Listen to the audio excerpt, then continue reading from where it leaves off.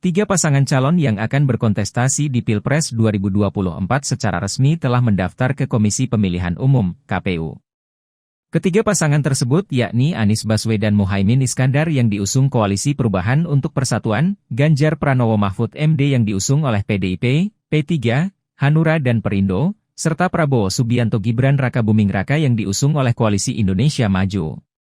Dari visi, misi serta gagasan yang disampaikan oleh ketiga pasangan calon tersebut, dua pasangan calon yakni Anies Muhaimin dan Prabowo Gibran sudah membuka front dengan menempatkan posisi mereka sebagai kubu yang memiliki arah kebijakan politik yang bertolak belakang. Pasangan Anies Muhaimin yang diusung oleh Partai Nasdem, PKS dan PKB secara awal menempatkan arah perjuangan mereka sebagai kubu yang ingin menghadirkan perubahan dalam kebijakan pemerintahan ke depannya. Sementara Prabowo Gibran yang diusung oleh Partai Gerindra, Golkar, PAN, Demokrat, PBB, Partai Gelora Indonesia, Partai Garuda, Partai Prima dan PSI bertekad untuk melanjutkan dan menyempurnakan program serta kebijakan yang telah disusun oleh Presiden Jokowi dalam 2 periode masa kepemimpinannya. Di lain pihak, pasangan Ganjar Mahfud yang sejatinya diusung oleh PDIP sebagai para penguasa, kini berada di tengah-tengah kubu yang menginginkan perubahan dan kubu yang ingin melanjutkan kebijakan Presiden Jokowi.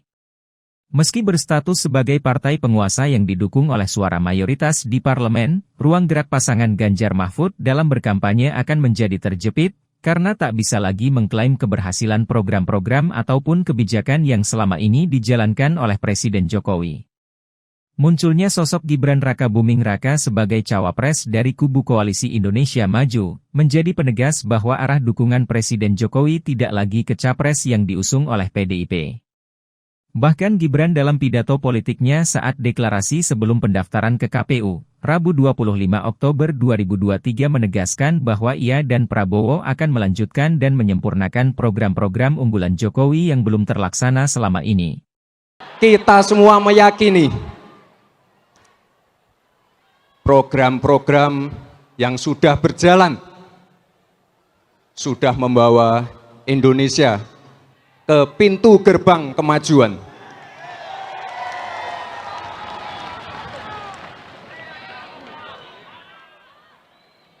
Tugas kita sekarang melanjutkan dan menyempurnakan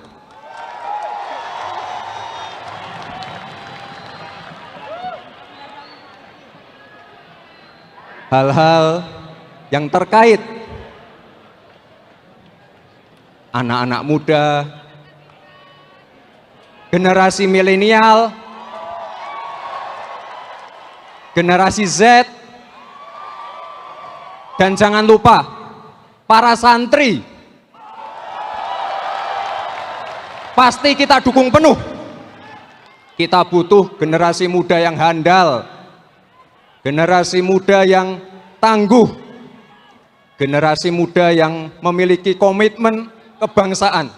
Sekali lagi, generasi milenial, generasi Z, dan jangan lupa santri. Untuk itu, mohon izin Pak Prabowo, saya ingin membocorkan beberapa program unggulan.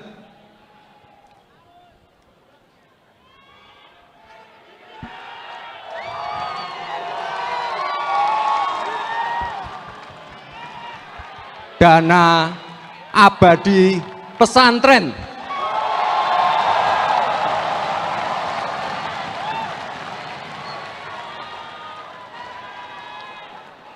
Dana abadi pesantren ini adalah mandat dari Undang-Undang Nomor 18 Tahun 2019.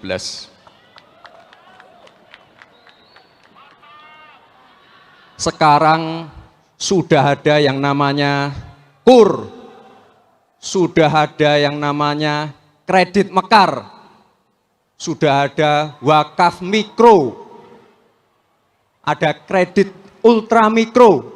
Nanti akan kami tambahkan lagi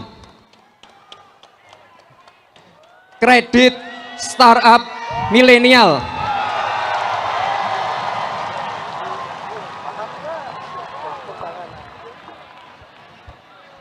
Ini untuk bisnis para milenial yang berbasis inovasi, dan teknologi. Sekarang sudah ada KIS, ada Kartu Indonesia Pintar, ada PKH, nanti saya tambahkan lagi KIS Lansia.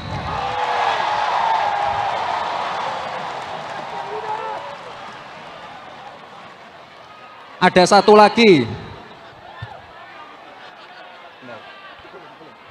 Ada satu lagi, tapi ini yang bawa biar istri saya saja. Soalnya ini berhubungan dengan ibu dan anak. Ya.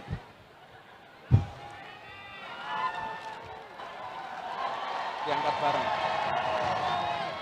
Kartu anak sehat untuk pencegahan stunting.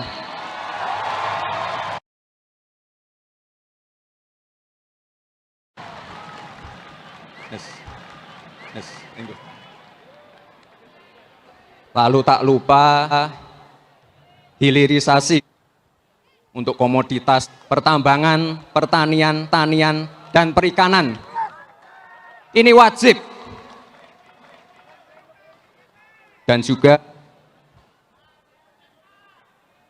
ekonomi hijau dan energi hijau untuk keberlanjutan.